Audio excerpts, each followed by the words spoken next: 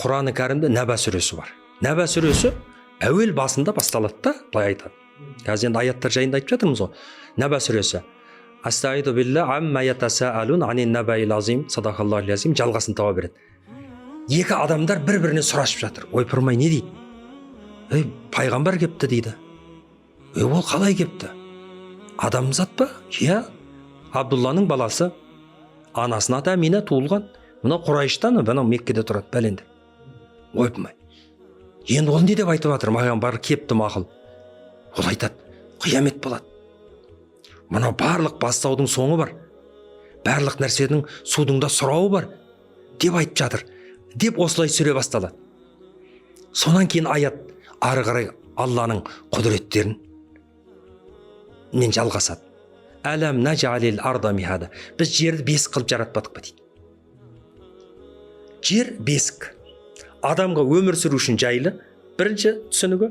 Екінші бесік тербеледі ғой. Жерді айналам айтып жатырмын, өз-өзінен айналады. Яғни тербеліс бар.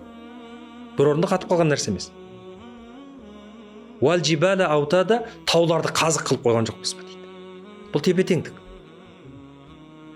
Және халақнакум азважа, сендерді ер мен әйел қылмадық па дейді. Жалғыздық жаратқанға жарасқан, қалған бәрі жұппен жаратқан Алла Тағала. Адамзат өрбу керек. Миссия бар адамда. Адамда өмірге келгенде миссия бар. Үйлену керек, бала шағалы болу керек, өсіп өну керек.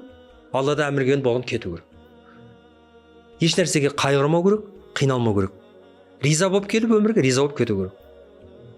Міне. Сол секілді Алла Тағала осы Наба сүресінде ары қарай жалғасын тауып кете береді.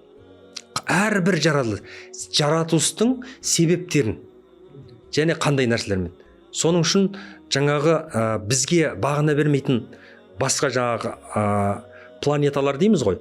Түрлі кеңістіктегі дүниенің баршасы жаратушы Алла Тағаланың өзіне ғана тән болған жаңағы құпиясы да құбылыс деп қабылдау керек. Дінді иманға келіп, Алла Тағалаға сөзсіз сеніп, пайғамбардың соңына еріп, осының ары қарай өзіміз бір тоқтамға келгеннен кейін, біздің сұрақтардың бәрін бірінші адамның өмірде қиын нәрсе шешім қабылдау ғой.